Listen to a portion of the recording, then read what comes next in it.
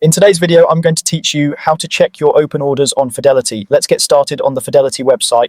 First, sign in to your account using your usual credentials. Make sure you're on a trusted device and a secure connection so your information stays protected. Once you're in, look at the main navigation at the top of the page, hover over or click on Accounts and Trade, and then choose Activity and Orders. This takes you straight to the hub where all of your recent trading activity lives. Think of it as your command center for everything you've submitted, what's still working, what's completed, and what's been called off. On this page, you'll see a table of orders with key columns like the symbol, quantity, order type, and most importantly, the status.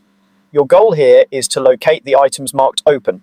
An open order is one that hasn't been fully executed yet. It may be waiting for the market to reach your price, it might be queued outside regular hours, or it could be working in the background if you placed a limit, stop, or stop limit instruction.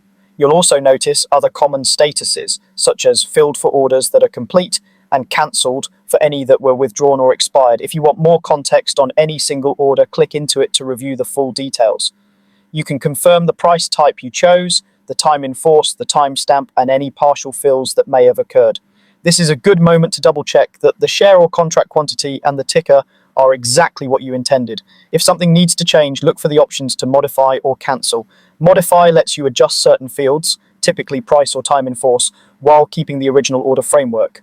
Cancel will withdraw the order entirely. Keep in mind, once an order is executed, it can't be changed, and some orders may be locked for editing during rapid market moves. Always review the confirmation screen before you finalize any update. That's the whole process.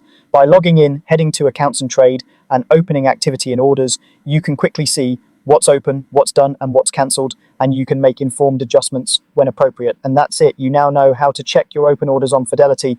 Thanks for watching, and take a moment to review your orders regularly so your trading plan stays on track.